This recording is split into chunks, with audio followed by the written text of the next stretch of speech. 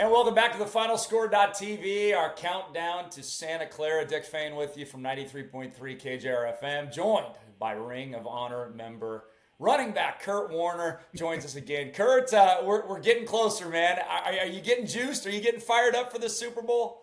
Ooh, man. You know, you don't necessarily think of the season as a Super Bowl run, but it is really nice when you have that opportunity to get into the mix and to win your division and have that home field advantage and then have that fan base that is just crazy. And I got an opportunity to visit and to go up to both of the games. And it was just crazy. It was the craziest thing I've ever seen with regards to just the noise and the crowd and all of their participation and the game itself and the guys making great football plays and so on and so forth, and then winning 2 games. So now we're in the Super Bowl. So it's a great story. It really is. I'm just glad that around here, and it's probably not this way. Oh, I know it's not this way in some cities, but around here, the 12s are really celebrated as a part of the team. And I don't think that, I think a lot of franchises in all sports, you've got the team and then you got the fan base over here. Whereas in Seattle, the 12s, I mean, how many times did Mike McDonald mention it in the post game? I mean, 12 as one. I mean, literally the 12th man is on the field as a part of this football team helping them win. So let me take you back a few years, okay? We had a thing back then in the 83, 80s, and the 90s, but mostly in the 80s, where we had the wave. It was absolutely nuts in that stadium. And when they started that wave, we had Bill the Beer Man. I don't know if you remember Bill the Beer Man, but he was the guy who got that thing going. And I'll tell you, he started pointing at people and he got that wave going.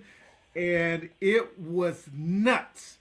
And the problem with a team that's coming into play inside of an arena as such is that, number one, you can't hear a darn thing if you're out there on the football field. You mentioned Bill the Beer Man there, and it brought back great memories. He was always a legend. I mean, I'm watching Bill the Beer Man. I'm going to all these games. I'm watching him as a 12, 13, 14, 15-year-old. And one day, our seats were right on the rail in the 100 level. So you go up, 25 rows, and then there's that concourse, right? Right. We were in the first row on the concourse, right? So people would walk right in front of us. And Bill the Beer Man, probably, towards the end of his... He wore a barrel, yeah. too. That was I mean, you just can't make this stuff up, man. You can't make it up. No. And he controlled the stadium. He controlled the stadium. He was the orchestra. He was the conductor of the stadium. And he came by one day before the game. And he absolutely fell in love with my grandma. She was about 80 years old. She'd go to every game. And she came by and she talked to my grandma one game. And he said to her, I love you and I'm going to come see you every single game from here on out before the game. And he was a man of his word. And he spent 5 minutes with us every single game until he retired before the game. The last 3 or 4 years. And so I got to know Bill the Beer Man really, really well. And, he just kind of tied the fans into the players. And you and I were talking off camera just about how we're going to turn into fans down in Santa Clara, right? I'm doing my radio show for KJR from Monday through Friday with Softy. You're going to be doing a lot of things surrounding the Seahawks. You're going to be meeting a lot of the fans. But then, you know what we do on Sunday? We turn into Seahawks fans. I put the microphone down. Yeah. You put the legendary Curt Warner status down, the famous running back down, and you just become a Seahawk fan, and we just become part of the 12s. Exactly. The unity. It's not just on the field, but it's in the stadium and it's everywhere else. So it's a great.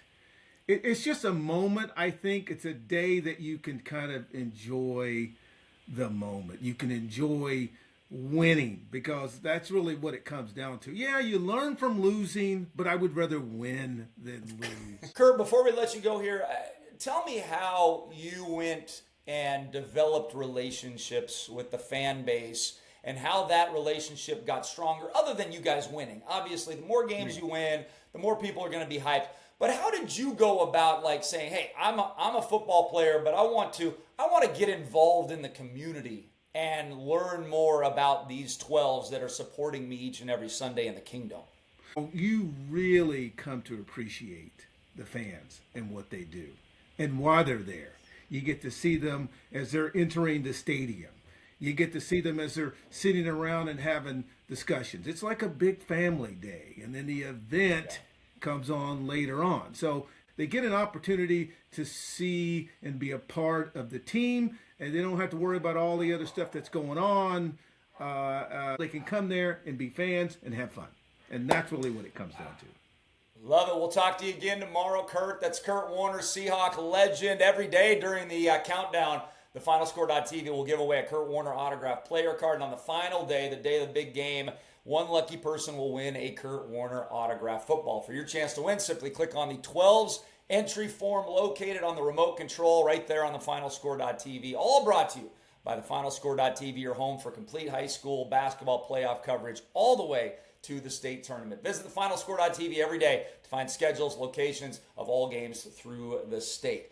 For legend Curt Warner, Dick Fain from KJR saying so long. We'll talk to you tomorrow.